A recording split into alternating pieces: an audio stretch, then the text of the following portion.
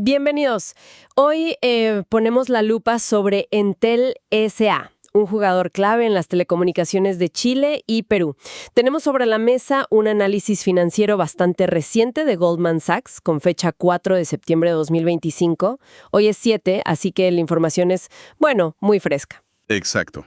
Y es un informe que llega justo después de que Entel publicara sus resultados del segundo trimestre de este año. Así que es una actualización, digamos, muy oportuna para entender dónde está parada la compañía ahora mismo. Perfecto.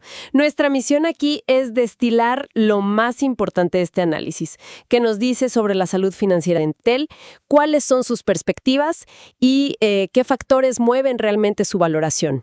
Ideal para quien necesita estar al día sobre este actor del sector telco en la región, sin perderse en la letra pequeña. Y fíjate, lo primero que salta a la vista del informe es una especie de balance. A nivel general, las grandes cifras como ingresos y EBITDA, que recordemos es esa medida de rentabilidad operativa, se proyectan bastante estables para los próximos años, 2025 a 2027. Estables. Eso a primera vista suena bien, ¿no? Sin muchos sobresaltos. Bueno, sí y no, porque si rascas un poquito, debajo de esa estabilidad general, hay un tira y afloja interesante entre sus dos mercados principales. Las proyecciones para Chile, por ejemplo, se vuelven un poco más pesimistas. ¿Pesimistas? ¿Qué está pasando en Chile? ¿Alguna razón en particular? El informe señala dos cosas principalmente. Una competencia que se está poniendo muy, muy dura, usan la palabra endurecida, y además un negocio de prepago más flojo de lo que esperaban. Ah, el prepago. Sí, y parece que cambios en las reglas para identificar a los usuarios, lo del ID, han tenido algo que ver en esto último. Ok. Competencia fuerte y un prepago más débil en Chile. Suena un dolor de cabeza, sí. Pero entonces, ¿cómo es que las cifras generales se mantienen estables? Bueno, ahí es donde entra el contrapeso. Perú. Mientras Chile baja un poco, las estimaciones para la operación peruana suben. Ah, mira tú. ¿Y por qué suben en Perú? Principalmente porque el ARPU, o sea, el ingreso promedio por usuario, cuánto gasta cada cliente en promedio, fue mejor de lo esperado en el último trimestre que reportaron. Así que bueno, Perú compensa la debilidad chilena en las proyecciones de ingresos y de EBITDA. Entiendo. Es como si estuvieran remando más fuerte en Perú para compensar la corriente en contra en Chile. Pero el informe sí menciona un ajuste hacia abajo en la proyección del beneficio neto, o sea, la última línea, la ganancia final para los accionistas. Si los ingresos y la rentabilidad operativa, el EBITDA, se mantienen más o menos, ¿por qué cae la ganancia neta? Ah, buena pregunta. Aquí entra en juego un factor más técnico, pero crucial. El tipo de cambio. El FX, como se le dice a menudo. El tipo de cambio. Exacto. Específicamente, cómo las fluctuaciones del tipo de cambio entre el peso chileno y el sol peruano afectan la valoración contable de los activos que Entel tiene en Perú, y cómo eso interactúa después con sus impuestos y costos financieros. Suena un poco enredado. ¿Podrías explicarlo de forma más sencilla? ¿Es porque tienen deuda en otra moneda o algo así? Tiene que ver con eso, sí, pero es más por cómo las reglas contables obligan a registrar el valor de esos activos peruanos en los libros chilenos, en pesos chilenos.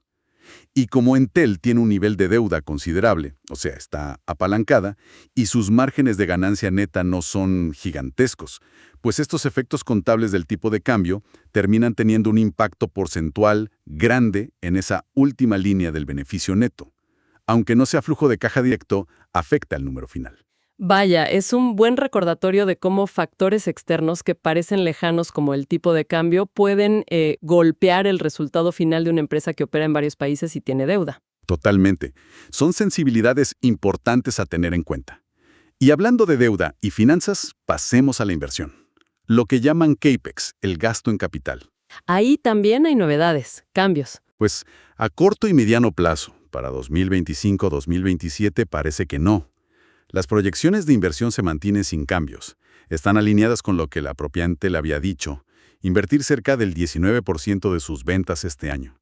Eso lo confirmaron en su última llamada con analistas. Ok, sin cambios ahí entonces.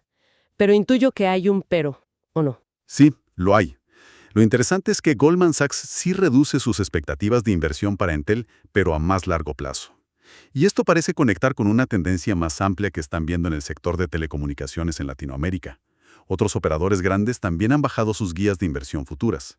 O sea, ¿podría ser una señal de que el sector en general se está volviendo más cauto? ¿Con las grandes inversiones a futuro en la región? ¿Quizá ven menos crecimiento o, no sé, quieren cuidar la caja? Exacto. Podría ser una señal de madurez del mercado, de optimización de costos ante la competencia feroz, o simplemente, pues, una mayor disciplina financiera en todo el sector. Es algo a observar, definitivamente. Bien, y ahora llegamos a la parte que muchos miran primero. La valoración. ¿Cuánto cree Goldman Sachs que vale la acción de Entel? Pues mira, actualizan su precio objetivo a 12 meses a 3.550 pesos chilenos por acción. 3.550. Sí, es un poquito más que los 3.450 pesos que tenían antes. Cuando salió el informe, la acción estaba en unos 3.379 pesos, así que este nuevo precio objetivo implicaba un potencial de subida de alrededor del 5%. No es un salto enorme, pero es una subida. Ok, una subida leve. Pero aquí viene lo más llamativo, ¿verdad? Mencionaste antes que las proyecciones operativas estaban estables en general, con Chile bajando y Perú subiendo. Si el negocio en sí no está proyectado mucho mejor, ¿de dónde sale esa subida en el precio objetivo? No me cierra del todo. Exacto. Y esta es quizás la clave del informe, lo más interesante. La razón principal de esta mejora en la valoración no es que crean que Entel va a ganar mucho más dinero operativamente. La razón principal es que bajó el costo de capital que usan para valorar la empresa. Utilizan una métrica llamada WACC. WACC. El costo promedio ponderado de capital, ¿cierto?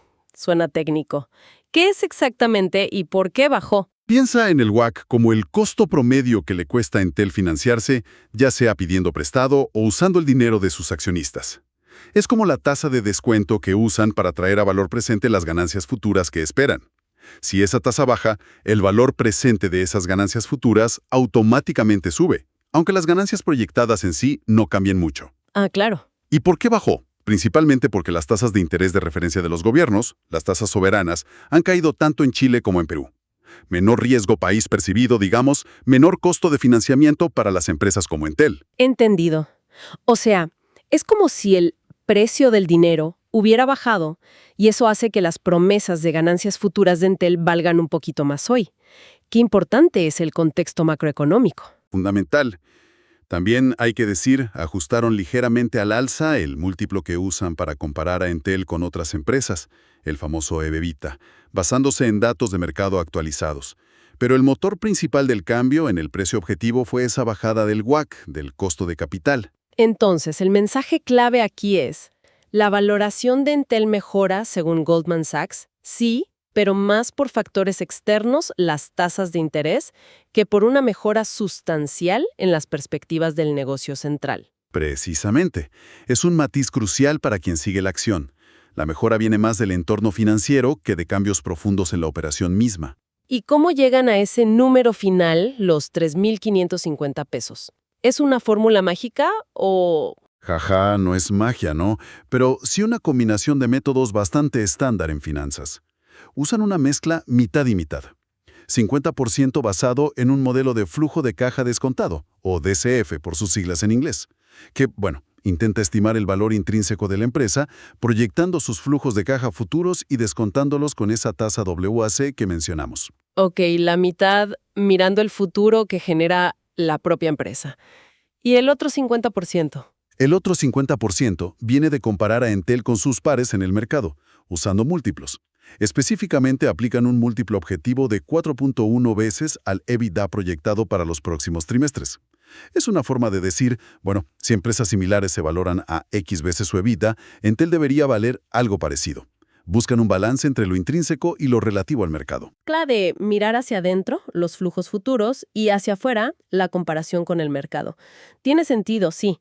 Ahora cambiemos un poco el foco. El informe dice que la conversación del mercado sobre Entel a corto plazo va a girar sobre dos temas, la situación en Chile y la posibilidad de consolidación. Sí, lo mencionan explícitamente.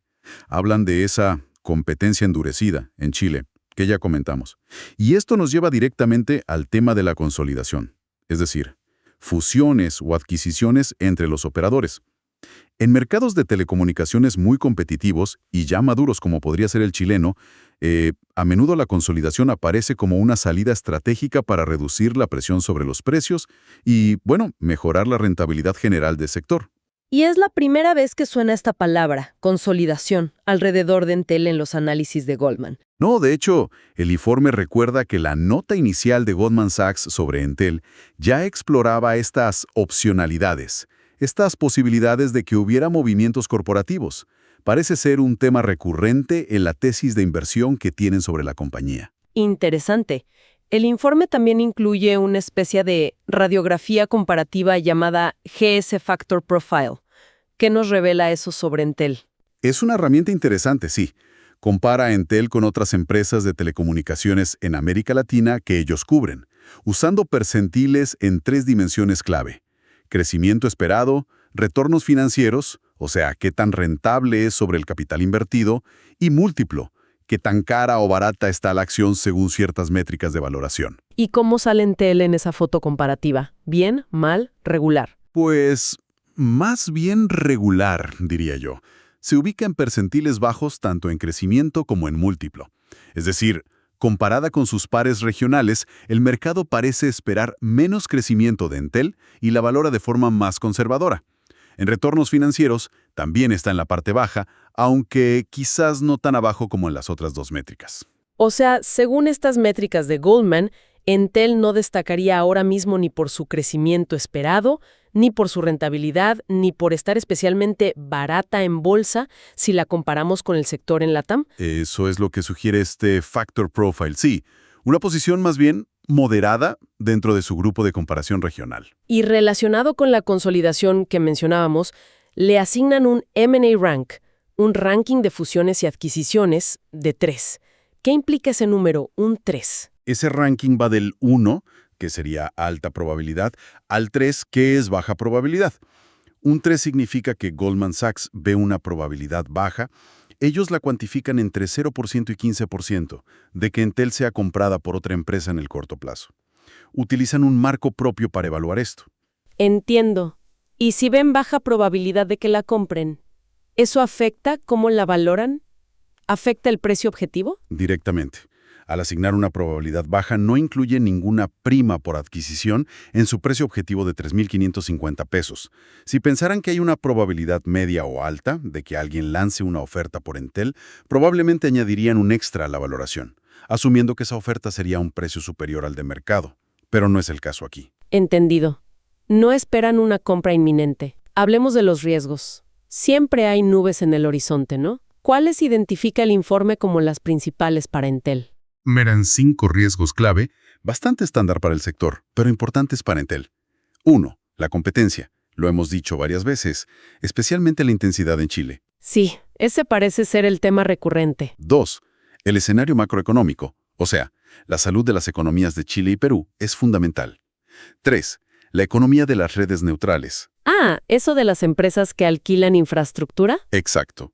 Cómo evoluciona ese negocio puede afectar a operadores como Entel. 4. El entorno regulatorio, cambios en leyes o normas. Y 5. El apalancamiento financiero, el nivel de deuda de la compañía. Son riesgos bastante típicos para una telco que opera en varios países de la TAM, ¿verdad? Sí, lo son. La clave es entender cómo afectan específicamente a Entel. La competencia en Chile ya vemos que es un foco central. El apalancamiento, que ellos proyectan estable en torno a 2.6 o 2.7 veces la deuda neta sobre el EBITDA, aunque no suba, sigue siendo relevante. Vimos cómo potencia la sensibilidad a los tipos de cambio y a las tasas de interés. Claro, no es lo mismo tener esa deuda con tasas altas que con tasas bajas. Y el riesgo macro y regulatorio siempre está ahí, latente. Una nueva ley, una desaceleración económica, pueden cambiar el panorama bastante rápido. Sin duda, son factores que la empresa no controla directamente, pero que tiene que gestionar. Y para dar una pincelada más con números del informe, fíjate en la proyección de crecimiento del beneficio por acción, del EPS. Estiman un salto fuerte en 2025 como de un 26.5%, pero luego una frenada bastante brusca en 2026, con solo un 3.2% de crecimiento, antes de repuntar de nuevo. ¡Guau! ¡Qué volatilidad en la ganancia por acción! Eso refleja también esos efectos financieros y de tipo de cambio que comentabas antes. Es muy probable, sí. Esos factores pueden generar esos dientes de sierra en la línea final, aunque la operación vaya, digamos, más estable. Y algo similar pasa con el dividendo proyectado. Estiman que baja en 2025 y luego vuelve a subir en 2026. Puede estar ligado a esas variaciones del beneficio y, claro, a cómo gestionan la deuda. Hablando de deuda, mencionaste el ratio sobre EBITDA, estable. Pero ¿cómo es el nivel de deuda en términos absolutos o comparado con el patrimonio de la empresa? Es un punto relevante, sí. Aunque el ratio sobre EBITDA se mantenga, el informe muestra que la deuda neta proyectada sigue siendo alta en relación al patrimonio neto de la empresa, cercana al 90%. Es un nivel de apalancamiento significativo que hay que tener en el radar. Bien anotado. Y para ir cerrando este análisis, no podemos olvidar las declaraciones o disclosures que siempre incluyen estos informes de bancos de inversión. Correcto. La transparencia es importante aquí. Goldman Sachs declara, como es habitual, que tiene o busca tener relaciones de negocio con Entel, incluyendo banca de inversión. Piden que esto se considere un factor, aunque no el único, al evaluar el informe. Y también certifican que las opiniones son de los analistas y su pago no depende directamente de esta recomendación específica. Es el procedimiento estándar para manejar posibles conflictos de interés. Perfecto, queda claro. Entonces, si tuviéramos que resumir en pocas ideas lo que nos deja este análisis de Goldman Sachs sobre Entel ahora mismo, ¿qué diríamos? Yo diría que vemos una compañía con cifras operativas generales estables, pero con una dinámica interna bastante tensa. Chile presionado por la competencia, Perú actuando como el motor que compensa. El precio objetivo sube un poquito, pero ojo, es más por el viento a favor de las tasas de interés bajas que por una mejora del negocio en sí mismo. Y el mercado parece estar muy atento a esa competencia feroz en Chile.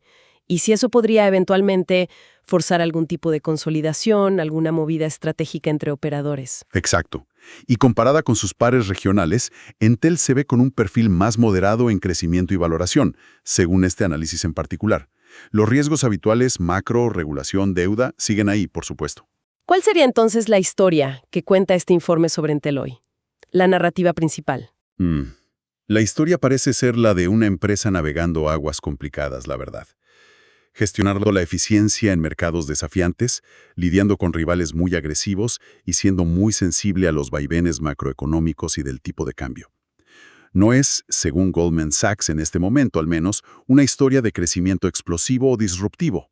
Es más bien una de resistencia y gestión táctica. Y la valoración actual quizás refleja justamente esa realidad, poniendo el foco en la ejecución del día a día y en cómo se resolverá ese nudo competitivo en Chile. Así parece. La clave estará en esa ejecución operativa y en cómo evolucione, efectivamente, el panorama competitivo chileno. Bueno, para terminar, como siempre, dejemos una pregunta en el aire. Algo para reflexionar. Si el informe recalca tanto la competencia y la posible consolidación en Chile, y vemos esa tendencia de cautela en las inversiones en toda la región. De activos importante, algo que cambie el tablero. ¿Podría eso alterar radicalmente las perspectivas de la compañía, quizá de una forma que estas proyecciones financieras actuales, más bien lineales, no están capturando del todo? Algo para seguir muy de cerca en los próximos meses.